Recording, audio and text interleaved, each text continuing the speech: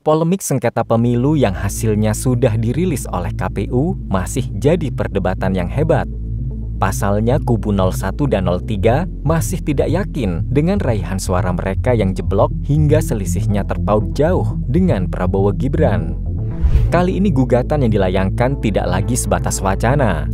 Semalam sudah resmi, pihak Anies dan Ganjar kompak melayangkan gugatan mereka ke Mahkamah Konstitusi. Sementara di lain tempat, kuasa hukum TPN Prabowo Gibran mengadakan rapat tertutup yang dihadiri oleh sekelompok pakar hukum, di antaranya Yusril Iza Mahendra dan Ketua Peradi Oto Hasibuan. Alih-alih merasa takut, laporan sengketa Anies dan Ganjar justru akan jadi senjata makan tuan. Berikut ini adalah jebakan hukum tim pembela Prabowo Gibran, pantang mundur selangkah pun. Namun sebelum lanjut ke videonya, klik subscribe-nya sekarang juga. Sejak diumumkannya Prabowo Gibran sebagai pemenang Pilpres tanggal 20 Maret 2023, tidak ada ucapan selamat dari Ganjar dan juga Anies Baswedan. Berbeda dengan Profesor Mahfud MD dan juga Caimin yang begitu legowo menerima hasil yang ada. Dari sini sebenarnya sudah terlihat sinyal ketidaksepahaman di antara internal dari masing-masing kubu.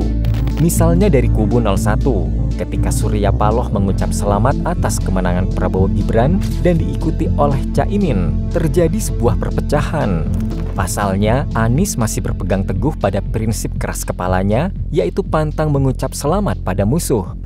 Dari sini ada indikasi bahwa di dalam kubu 01 ada kubu-kubu lain yang punya kepentingan yang berbeda. Bayangkan sekelas Surya Paloh sebagai pemilik partai Nasdem sekaligus yang paling berjasa mengusung Anies dalam Pilpres tidak dihargai.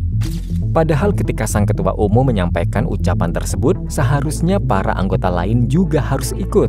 Kalaupun tidak sepakat, seharusnya Anies dan para kader Nasdem harus berani ambil keputusan keluar dari partai dan koalisi.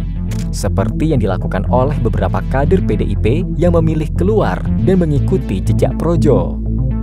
Dalam sejarah karir politik Anies, ia sering dijuluki si kutu loncat. Pasalnya seringkali ucapan berbeda dengan tindakan, dan dalam situasi yang menguntungkan, Anies tak segan akan mengkhianati orang-orang yang pernah berjasa dalam karirnya. Oleh karena itu seharusnya Surya Paloh sebagai ketua umum Nasdem menyadari hal berbahaya ini dalam diri Anies Baswedan. Sebagai seorang negarawan, Surya Paloh harusnya bijak mengambil sikap karena sengketa yang dilayangkan Anies bersama Ganjar semata-mata tujuannya lebih condong untuk kepentingan pribadi alias egoisme pribadi yang bisa menghambat jalannya demokrasi. Surya Paloh punya kuasa untuk berkata sudah mengeluarkan Anies Baswedan dan bukan bagian dari tim Nasdem lagi. Dengan begini, apa yang sudah bercabang di dalam kubu Nasdem bisa kembali dipersatukan. Lebih dari sekedar menjawab partai siapa yang paling besar, apakah PDIP, Gerindra, atau Nasdem? Tentunya Surya Paloh dari dalam hatinya yang terdalam menginginkan sebuah kedamaian dan persatuan usai Pilpres ini. Sedangkan di kubu 03 yang ketua gengnya dipegang sepenuhnya oleh PDIP, tampaknya sedikit lebih kompak untuk menyerang Prabowo Gibran. Megawati sadar betul betapa tidak enaknya menjadi bagian dari oposisi. Sejak tahun 2004 hingga 2014, PDIP adalah partai oposisi yang selalu menderita.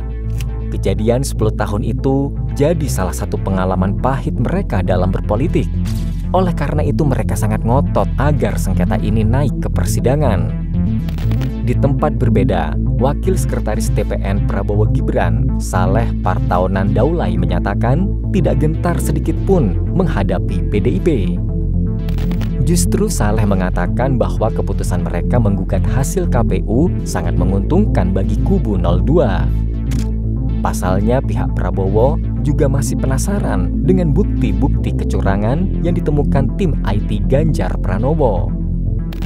Padahal jika diambil satu sampel yang cukup akurat adalah Provinsi Jawa Tengah. Sebagai kandang PDIP dan juga markas Ganjar Pranowo, di wilayah ini pun paslon 03 tidak berkutik.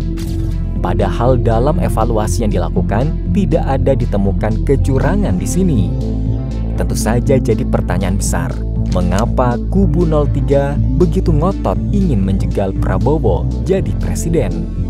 Untuk menjawab pertanyaan itu ada kaitannya dengan kejadian tahun 2009. Pada saat itu, Megawati yang maju dalam Pilpres 2009 membujuk Prabowo sebagai cawapresnya. Dalam banyak hal, Megawati dikenal sebagai sosok yang ingin menang sendiri dan selalu ingin dihargai. Buktinya hanya Megawati satu-satunya mantan presiden yang selalu mengatakan hal itu ke publik. Oleh karena itu, Megawati seringkali dicap wanita berkepribadian buruk. Dari kasus tahun 2009, nasib Megawati berakhir anti klimaks. 2 kali ia harus kalah dalam Pilpres. Padahal pada saat itu Megawati sangat ingin sekali membuktikan ke semua orang kalau ia bisa jadi presiden dari hasil pemilu. Pasalnya tahun 2004, Megawati jadi presiden karena diangkat MPR setelah melakukan kecurangan terhadap B.J. Habibie. Kekalahan Megawati di tahun 2009 membuat keadaan dan rasa percaya dirinya semakin buruk. Sementara Prabowo justru berakhir dengan kisah yang manis. Di tahun 2024, seseorang yang pernah menjadi cawapresnya kini sudah resmi ditetapkan KPU sebagai Presiden ke-8 Indonesia. Reaksi Megawati sudah tentu tidak terima dan merasa bahwa harga dirinya kini di bawah Prabowo. Kejadian ini mirip seperti yang dialami oleh SBY, di mana sampai detik ini Megawati masih menyimpan dendam kepada SBY lantaran kalah dalam Pilpres masa lalu. Dari alurnya seharusnya kita semua tahu bahwa sengketa ini ditunggangi oleh Megawati. Sementara Ganjar dijadikan tameng agar nama Megawati terlihat bersih dan nama Ganjar semakin kotor. Tetapi dalam situasi ini, tim hukum Prabowo Gibran sangat menantikan nomor register Mahkamah Konstitusi segera turun. Tim kuasa hukum TPN Prabowo Gibran sudah tidak sabar duduk di meja persidangan dan saling adu debat berdasarkan bukti dokumen kecurangan yang ada.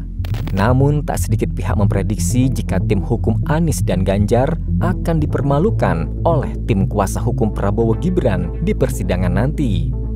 Kira-kira bagaimana menurut kalian? Tulis di kolom komentar and see you next video. Bye-bye.